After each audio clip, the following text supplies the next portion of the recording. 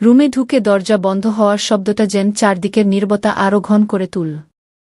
নরম লাইট জ্বলে উঠতেই ঘরটা যেন একদম আলাদা জগতে রূপ নিল। পর্দা টানা জানালা, একপাশে সাজানো সোফা, আর মাঝখানে একটা বড় বিছানা। নাদিয়া জানালার পাশে গিয়ে দাঁড়াল। হাত দিয়ে পর্দা সরিয়ে বাইরে তাকাল।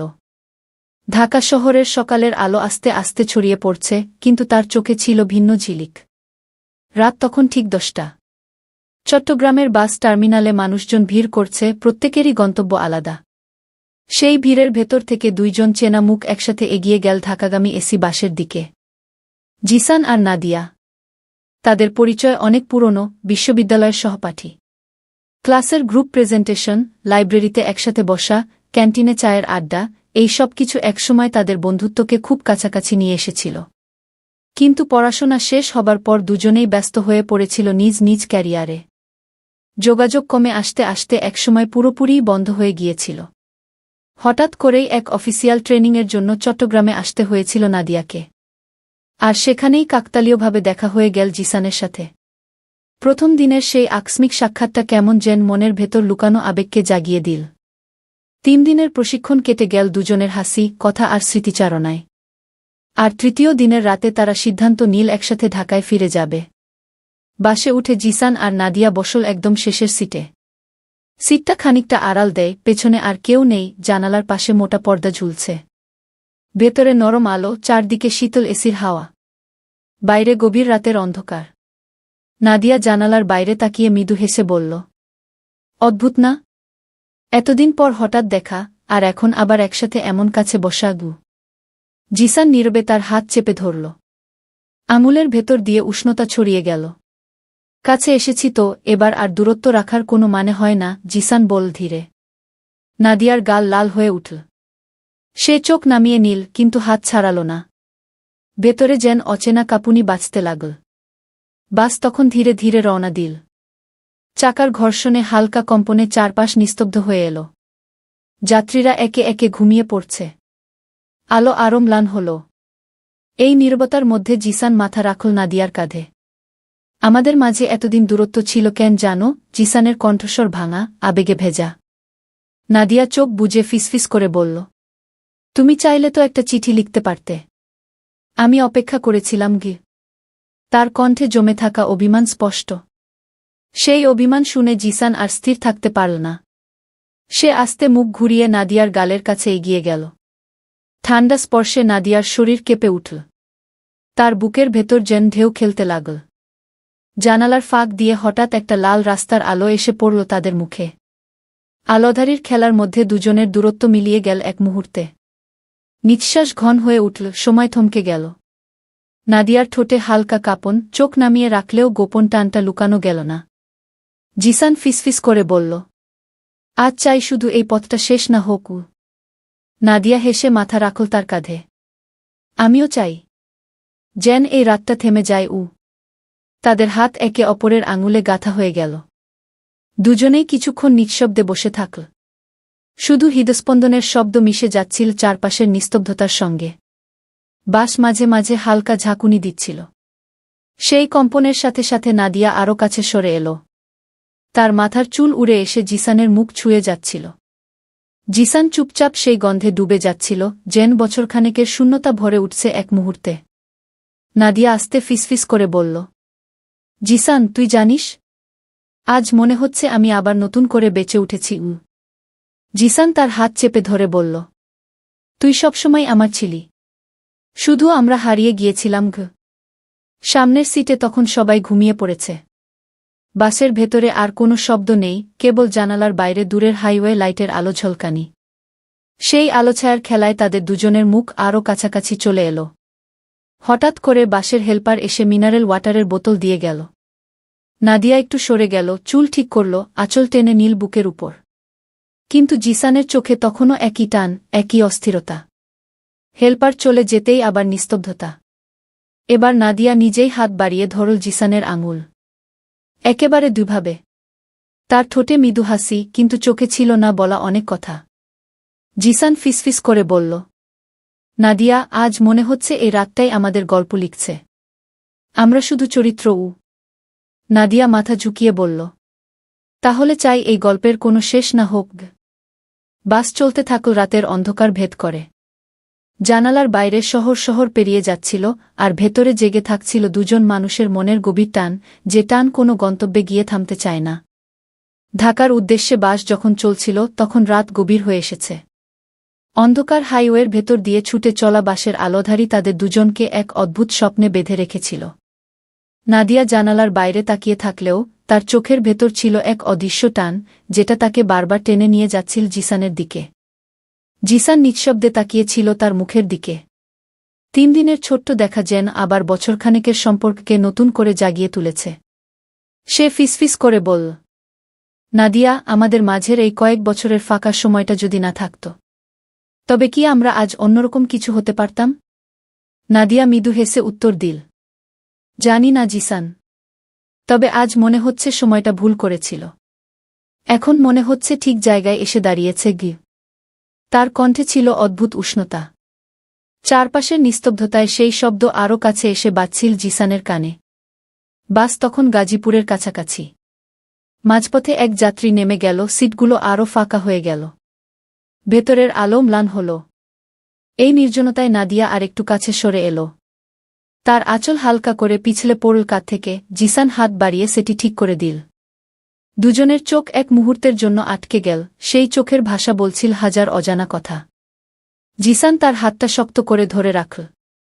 তুই জানিস, আমি কখনো কাউকে বলতে পারিনি, কিন্তু তোর জন্য আমি অনেকবার অপেক্ষা করেছি। শুধু একটা খবরের জন্য। নাদিয়া হেসে মাথা নিচু করল, তারপর ধীরে ধীরে বলল, আমিও শুধু একদিন ভেবেছিলাম হয়তো তুই ফিরবি। আজ মনে হচ্ছে সত্যিই ফিরে এসেছিস গো।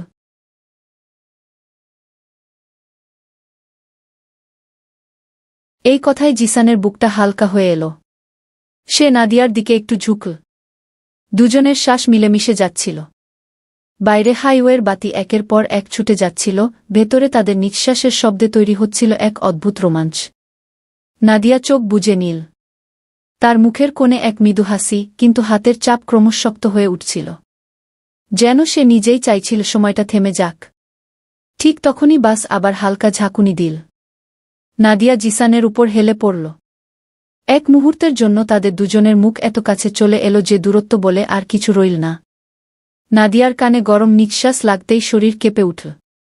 সে আস্তে ফিসফিস করে বলল, জিসান, আজ কেন মনে হচ্ছে আমি কিছুতেই নিজেকে সামলাতে পারছি না? জিসানের চোখ চকচক করে উঠল। কারণ আমিও পারছি না আগে।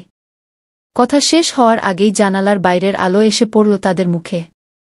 আলোছায়ার সেই মুহূর্তে তারা নিঃশব্দে কাছে সরে এলো। চারপাশে যখন সবাই ঘুমে ডুবে আছে, তখন তাদের ভেতরে জেগেছিল শুধু একটিই অনুভূতি, হারিয়ে যাওয়া সময়কে আবার খুঁজে পাওয়া। তাদের হাত একে অপরের আঙুলে গাঁথা হয়েছিল শক্ত করে।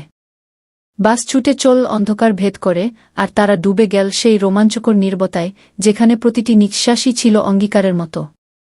ঢাকা তখনও অনেক দূরে, কিন্তু তাদের জন্য যেন গন্তব্য আর কোনো শহর নয়, শুধু একে অপরের কাছে পৌঁছানো।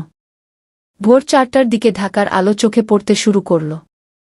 বাসের কাচের ফাঁক দিয়ে লাল নীল নিনের আলো ছুটে আসছিল। শহর তখনও ঘুমিয়ে, রাস্তায় গাড়ির সংখ্যা হাতে গোনা, কিন্তু দুজনের চোখে ঘুম ছিল না একটু। নাদিয়া জানালার বাইরে তাকিয়ে হালকা ক্লান্ত গলায় বলল, এই শহরটা কতদিন পর দেখছি জানিস, অথচ মনে হচ্ছে সবকিছু অচেনা ঘি। জিসান মুচকি হেসে উত্তর দিল, শহরটা পাল্টেছে, আমরাও তো পাল্টেছি নাদিয়া। শুধু একটা জিনিস পাল্টায়নি, তোর চোখের ভেতরের সেই চেনা আলোগু। এই কথায় নাদিয়া হালকা চমকে তাকাল তার দিকে। চোখের কোণে ক্লান্তি থাকলেও সেই দৃষ্টিতে জ্বলছিল অদ্ভুত উষ্ণতা। বাস ধীরে ধীরে কমলাপুর টার্মিনালে এসে থামল। ভোরের হালকা কুয়াশায় প্ল্যাটফর্ম ভিজে আছে। নেমেই ঠান্ডা বাতাসে শিহরিত হয়ে উঠল নাদিয়া। তার শাড়ির আঁচল হাওয়ায় উড়ে যাচ্ছিল। জিসান তাড়াতাড়ি হাতে ধরে দিল। স্পর্শটা এতটাই নরম আর অচেনা যে নাদিয়ার বুকের ভেতর কেঁপে উঠল। জিসান জিজ্ঞেস করল, এখন কোথায় যাবি? এত ভোরে তো বাসায় সরাসরি যাওয়া অস্বস্তিকর হবে গু। নাদিয়া একটু দ্বিধায় মাথা নিচু করল। তার চোখে যেন এক মুহূর্তে অনেক প্রশ্ন ভেসে উঠল। তারপর আস্তে বলল, হয়তো কাছেই কোনো হোটেলে কিছুক্ষণ বিশ্রাম নিলেই ভালো হয় গি। কথাটা বলেই নাদিয়া মুখ ফিরিয়ে নিল, জেন নিজের কণ্ঠস্বর সে নিজেই বিশ্বাস করতে পারছে না। জিসানের চোখে তখন অন্যরকম ঝিলিক। সে শুধু মৃদু স্বরে বলল, চল, আমি আছি তো। দুজনেই রিকশা নিয়ে কাছের একটা হোটেলে গেল। লবিতে ঢুকতেই নরম আলো, ফাঁকা চেয়ার আর নিস্তব্ধ পরিবেশ যেন তাদের আগমনের জন্যই অপেক্ষা করছিল। রিসেপশনে নাম লেখানোর সময় নাদিয়ার বুক ধকধক করে উঠছিল। তার আঙুল কাঁপছিল হালকা। কক্ষের দরজা খুলে ভেতরে ঢুকতেই নাদিয়া প্রথমে জানালার পাশে গিয়ে দাঁড়াল। বাইরে ঢাকা শহরের ফাঁকা রাস্তা, দূরে ভোরের আলো ধীরে ধীরে ছড়িয়ে পড়ছে। সে নিজের আঁচল শক্ত করে টেনে নীল বুকে, যেন ভেতরের কাঁপুনি আড়াল করতে চাইছে। জিসান পেছন থেকে আসতে বলল, এত দূরে সরে দাঁড়াস কেন নাদিয়া? তুই কি জানিস 3 দিনে আমি আবার কেমন করে তোকে হারিয়ে ফেলতে ভয় পাচ্ছি? নাদিয়া ঘুরে তাকাল। তার চোখে জল চিকচিক করছে, ঠোঁটে মৃদু হাসি। সে আস্তে আস্তে কয়েক কদম এগিয়ে এলো। তাদের মাঝের দূরত্ব কমে এলো এক এক করে। জিসান হাত বাড়িয়ে নাদিয়ার কপালের চুল সরিয়ে দিল। সেই স্পর্শে নাদিয়ার শরীর কেঁপে উঠল। তার ঠোঁট কাঁপল সামান্য, কিন্তু সে পেছনে সরে গেল না। বরং চোখ বুজে মাথা নিচু করে দিল। চারপাশ নিস্তব্ধ। জানালার বাইরে ভোরের আলো ছড়িয়ে পড়ছে, আর ভেতরে অদ্ভুত এক টান দুজনকে আরও কাছে টেনে আনছে। নাদিয়া ফিসফিস করে বলল, জিসান, আজ মনে হচ্ছে আমার সব হারানোর ভয় মুছে যাচ্ছে। জিসান তার হাত শক্ত করে ধরে উত্তর দিল, হারাবি না নাদিয়া, তুই আমার কাছেই থাকবি। তাদের চোখ একে অপরের চোখে আটকে গেল। নিঃশ্বাস ঘন হয়ে উঠল, সময় থমকে গেল এক মুহূর্তের জন্য। বাইরে ভোর জেগে উঠছে, আর ভেতরে জেগে উঠছে বহু বছরের চেপে রাখা আবেগ, অচেনা এক রোমাঞ্চ। রুমে ঢুকে দরজা বন্ধ হওয়ার শব্দটা যেন চারদিকের নীরবতা আরও ঘন করে তুলল। নরম লাইট জ্বলে উঠতেই ঘরটা যেন একদম আলাদা জগতে রূপ নিল। পর্দা টানা জানালা, একপাশে সাজানো সোফা, আর মাঝখানে একটা বড় বিছানা। নাদিয়া জানালার পাশে গিয়ে দাঁড়াল। হাত দিয়ে পর্দা সরিয়ে বাইরে তাকাল। ঢাকা শহরের সকালের আলো আস্তে আস্তে ছড়িয়ে পড়ছে, কিন্তু তার চোখে ছিল ভিন্ন ঝিলিক। জিসান দরজা বন্ধ করে কিছুক্ষণ দাঁড়িয়ে শুধু তাকিয়েই রইল তার দিকে। এত বছর পর নাদিয়াকে এত কাছ থেকে দেখা, আর তাতেও এই ভোরের আলোয়, সে যেন বিশ্বাসই করতে পারছিল না। নাদিয়া কি? জিসানের কণ্ঠে অদ্ভুত কাঁপুনি। নাদিয়া ধীরে ঘুরে তাকাল। তার চোখে লাজ, ভেতরে ঢেউয়ের মতো আলোড়ন। সে বলল, মনে আছে বিশ্ববিদ্যালয় শেষ দিনে তুমি আমার হাতে একটা বই দিয়েছিলে? জিসান মাথা নেড়ে হেসে উঠল। কিভাবে ভুলব? সেই বইয়ের ভেতরে চিঠি রেখেছিলাম। কিন্তু তুই পড়েছিলি তো? নাদিয়া মৃদু হাসল, ঠোঁট হালকা কাঁপছিল। পড়েছিলাম। তখন ভেবেছিলাম যদি সেদিন তুই সরাসরি বলিস, আমি হয়তো উত্তরটা দিতে পারতাম। এই কথাগুলো শোনার পর হঠাৎ নীরবতা নেমে এলো। দুজনেই চুপচাপ একে অপরকে তাকিয়ে দেখছিল। যেন আটকে রাখা সব কথা এক মুহূর্তে ভেসে উঠছে চোখে।